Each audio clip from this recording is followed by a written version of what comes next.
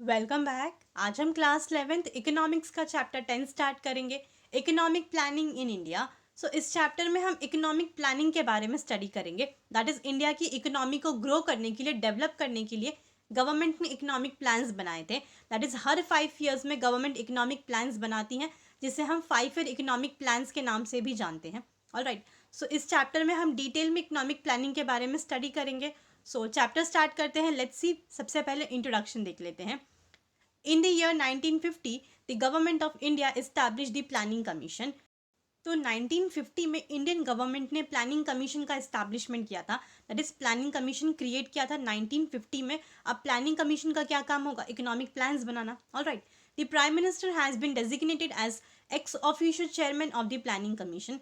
ये जो planning commission बनाई गई थी 1950 में इंडियन गवर्नमेंट के द्वारा, इस प्लानिंग कमीशन का चेयरमैन कौन था? जो प्राइम मिनिस्टर थे वही इस प्लानिंग कमीशन के एक्स ऑफिशियल चेयरमैन थे।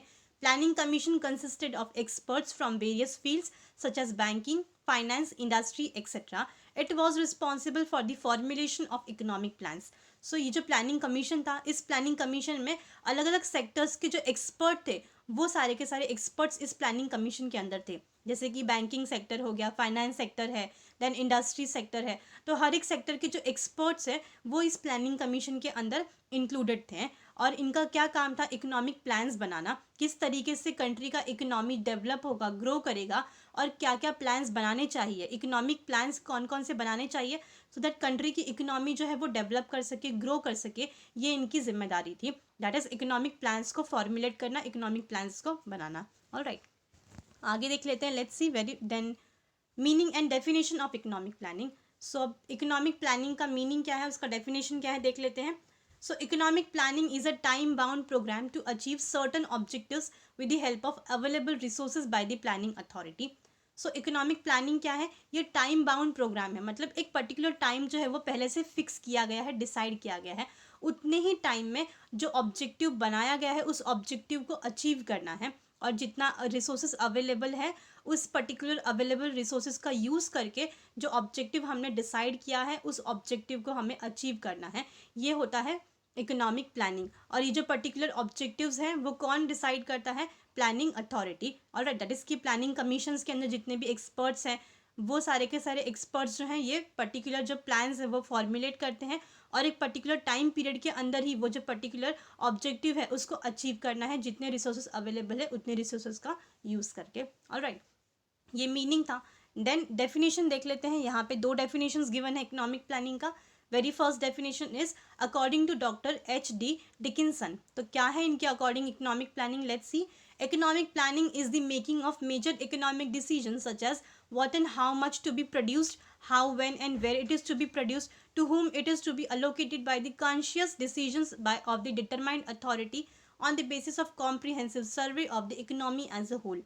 तो according to doctor H.D. Dickinson economic planning क्या है? इनके अकॉर्डिंग सबसे पहले हमें सर्वे करना है। ऑलराइट, अगर हम सर्वे करेंगे पूरे की पूरे कंट्री का इकोनॉमी का हम सर्वे करेंगे, उसके बाद हम इकोनॉमिक प्लान्स जो है वो बना सकते हैं। ये डिसाइड कर सकते हैं कि हमें इकोनॉमिक प्लान्स जो है वो किस तरीके से बनाना है।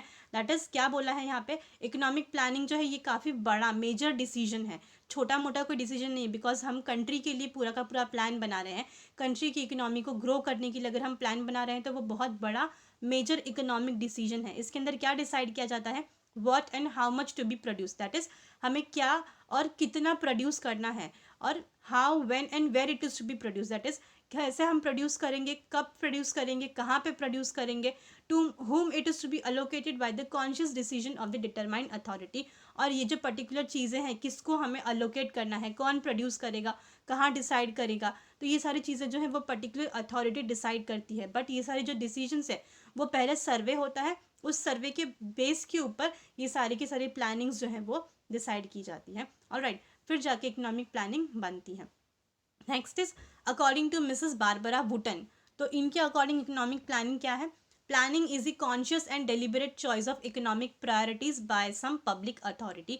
According to Mrs Barbara Wootton economic planning क्या है? ये क्या बोल रही है कि planning is conscious and deliberate choice, that is हम जो इकोनॉमिक प्लान्स बनाते हैं ये कौन बनाता है? गवर्नमेंट बनाती है, बिकॉज पब्लिक अथॉरिटी कौन है? गवर्नमेंट। तो गवर्नमेंट जो है वो जानबूझकर सोच समझ के इकोनॉमिक प्रायोरिटीज़ जो हैं वो डिसाइड करती है कि कौन से पर्टिकुलर सेक्टर को हमें पहले आगे बढ़ाना है, कौन से पर्टिकुलर सेक्टर्स जो है वो ज़्यादा ग्रो कर सकता है, किसे हम आगे रखेंगे, किसे हम सेकेंड नंबर पे रखेंगे। तो प्रायोरिटीज़ जो है वो पहले से डिसाइड करी रहती है, पूरी तरीके से सोच के और समझ के इकोनॉमिक प्लानिंग जो है वो बनाई जाती है by some public authorities, that is by government authorities. Alright, so ये था इकोनॉमिक प्लानिंग का definition. Next is features of economic planning. अब यहाँ पे इकोनॉमिक प्लानिंग के फीचर्स गिवन है, पॉइंट्स हैं, टोटल 10 पॉइंट्स है। छोटा सा यहाँ पे चार्ट है, चार्ट के थ्रू एक्सप्लेन किया गया है पॉइंट्स जो है वो। That is features of economic planning. First is central planning authority, then a survey, then we have objectives, priorities and targets, mobilisation of resources, plan period, evaluation, continuous process, coordination, flexibility. तो ये 10 economic planning के features हैं जो हम एक एक करके study करेंगे अब डिटेल में। Let's see, very first is central planning authority. तो ये क्या है देख लेते हैं। Central planning authority, central planning authority is a country undertakes economic planning. That is her country के अंदर इकोनॉमिक प्लानिंग जो है वो कौन बनाता है, सेंट्रल प्लानिंग अथॉरिटी ही हर कंट्री के अंदर इकोनॉमिक प्लानिंग जो है वो अंडरटेक करती है, बनाती है। In India it was known as planning commission, और इंडिया में इसे हम बोलते हैं प्लानिंग कमीशन। तो इंडिया में इकोनॉमिक प्लान्स कौन बनाता है, planning commission. It has been replaced by national institution for transforming India, that is NITI Aayog, since 2015। सो पहले प्लानिंग कमीशन नाम था, बट 2015 में इसका नाम जो है वो चेंज कर दिया, रिप्लेस कर दिया by national institute for transforming India, जिसे हम शॉर्ट में नीति आयोग कहते हैं। ऑलराइट, तो 2015 में इसका नाम चेंज कर दिया प्लानिंग कमीशन से NITI Aayog, that is national institution for transforming India. Alright, so economic plans बनाता कौन है यहाँ पे, नीति आयोग। पहले कौन बनाता था, प्लानिंग कमीशन। तो पहले नाम प्लानिंग कमीशन था, बाद में इसे चेंज करके नीति आयोग कर दिया इन 2015। ऑलराइट, नेक्स्ट इज सर्वे। सो अगर हमें इकोनॉमिक प्लान्स बनाने हैं, हमें कोई भी प्लान बनाना होता है तो सबसे पहले सर्वे करना ज़रूरी है। ऑलराइट, सो अब कंट्री का इकोनॉमिक प्लान बनाना है तो ऑब्वियस ही चीज़ है कि सर्वे करना ज़रूरी है। सो प्लान बनाने के लिए सबसे पहले हमें सर्वे करना है। Let's see, a comprehensive survey of the economy is undertaken regarding the availability and utilisation of human and natural resources. तो एक पर्टिकुलर सर्वे करना बहुत ज़रूरी है, दैट इज़ कंट्री में कितने ह्यूमन रिसोर्स अवेलेबल है, कितना नेचुरल रिसोर्सेज अवेलेबल है, और उसका कितना यूटिलाइजेशन है, कितना यूज़ है। सबसे पहले हम ये सर्वे करेंगे, उसके अकॉर्डिंग बाद में हम इकोनॉमिक प्लान्स जो है वो बनाएंगे। Alright, next is objectives. अब ऑब्जेक्टिव क्या है, economic planning is based on certain predetermined objective which are realistic and flexible. So जब भी हम इकोनॉमिक प्लान्स जो हैं वो किसके ऊपर बेस्ड होता है, obviously pre determined objective, that is हम कोई प्लान बनाते हैं तो उसके लिए पहले से ऑब्जेक्टिव जो है, एम जो है वो सोच के रखते हैं। तो इकोनॉमिक प्लानिंग भी किसके ऊपर बेस्ड है, किसके ऊपर आधारित है, प्री डिटरमाइंड ऑब्जेक्टिव। मतलब हमने पहले से ऑब्जेक्टिव्स जो है, एम जो है, लक्ष्य सोच के रखा है, उस लक्ष्य को पाना, उसके किस तरीके से पाना है, ये होता है हमारा इकोनॉमिक प्लानिंग, जो कि रियलिस्टिक और फ्लेक्सिबल होता है। मतलब हमारा ऑब्जेक्टिव जो हमने पहले से बना के रखा है उसके बेस पे इकोनॉमिक प्लान जो है वो हम बनाते हैं। तो ये जो ऑब्जेक्टिव हम पहले से डिसाइड करके रखते हैं वो एकदम रियलिस्टिक एंड फ्लेक्सिबल होना चाहिए, दैट इज़ एकदम रियल होना चाहिए। जो हमने एम बनाया है वो एक्चुअल में अचीव होना चाहिए, होने वाला होना चाहिए। और फ्लेक्सिबल मतलब जो ऑब्जेक्टिव हमने बनाया है उसके अंदर चेंजेस कर सकते हैं हम, ऐसा नहीं कि एकदम फिक्स हमने बना दिया तो अब चेंज नहीं हो सकता।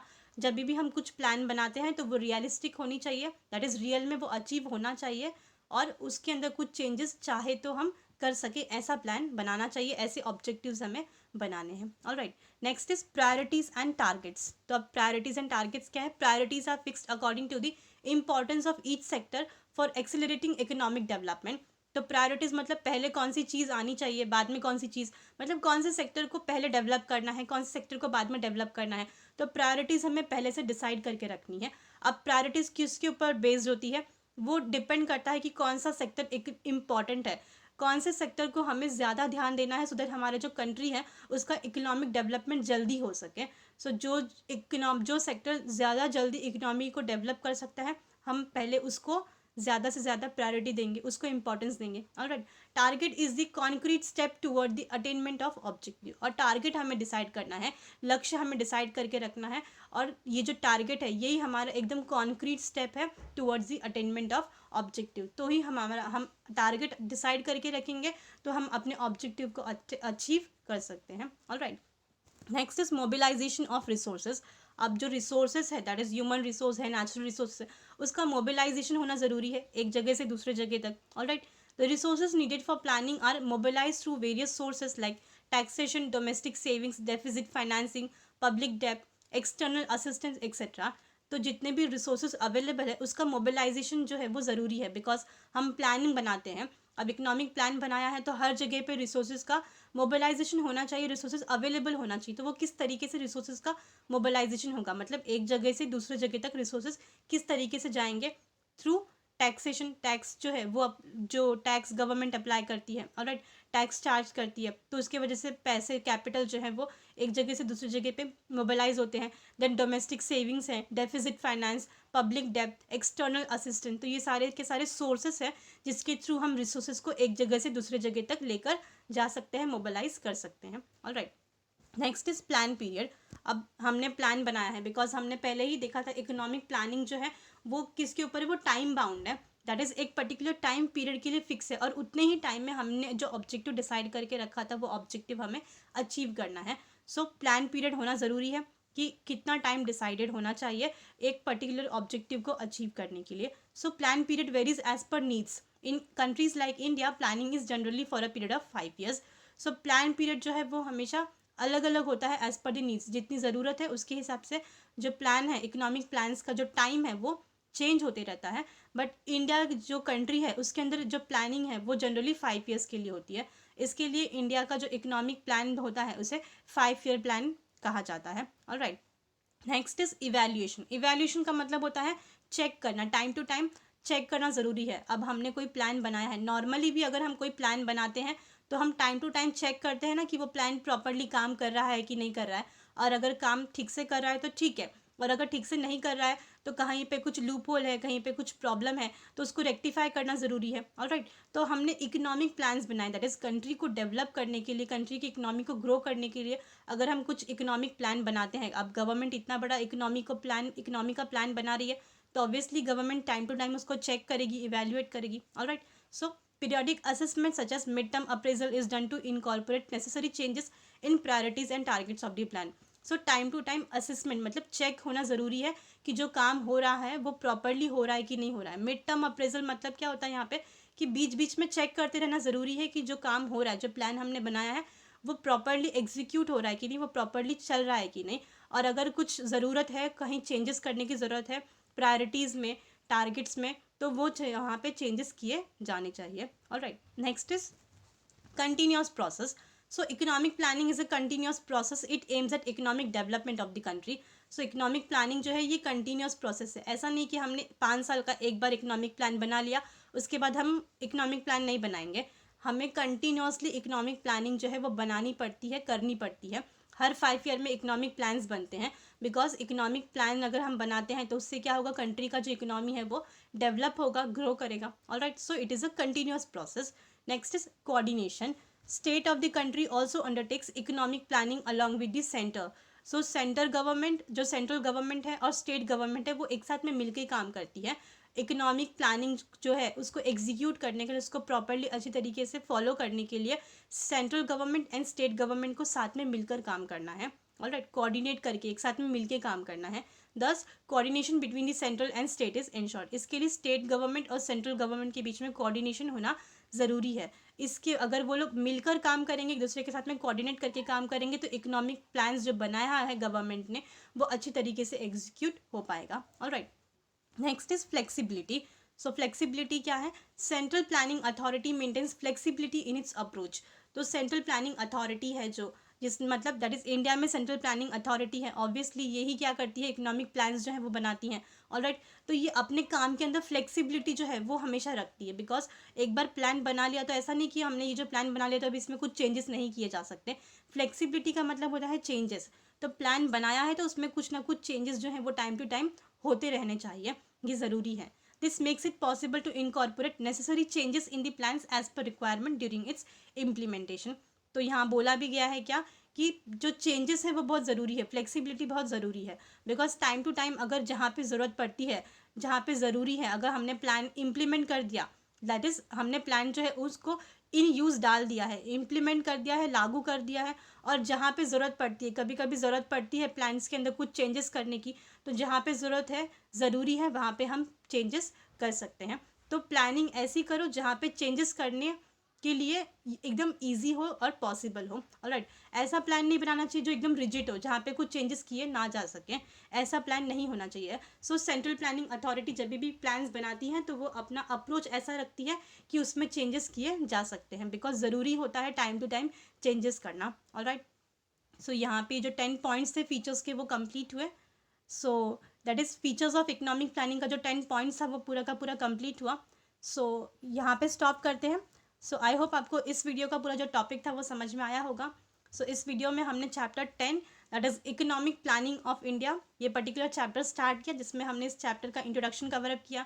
देन हमने मीनिंग एंड डेफिनेशन समझा इकोनॉमिक प्लानिंग का, and features of economic planning, जिसमें टोटल 10 पॉइंट्स थे। हमने वो 10 पॉइंट्स जो थे इकोनॉमिक प्लानिंग के, that is features of economic planning, वो टोटल स्टडी किए। आई होप आपको पूरा जो टॉपिक था इस वीडियो का वो समझ में आया होगा। नेक्स्ट टॉपिक जो है इस वीडियो में इस पर्टिकुलर चैप्टर का ये है 12th 5 ईयर प्लान। सो ये जो नेक्स्ट टॉपिक है 12th 5 ईयर प्लान 2012-2017, ये हम नेक्स्ट वाली वीडियो में कवर अप कर लेंगे। ऑलराइट, सो आई होप आपको इस वीडियो का पूरा टॉपिक समझ में आया होगा। So thank you for your time.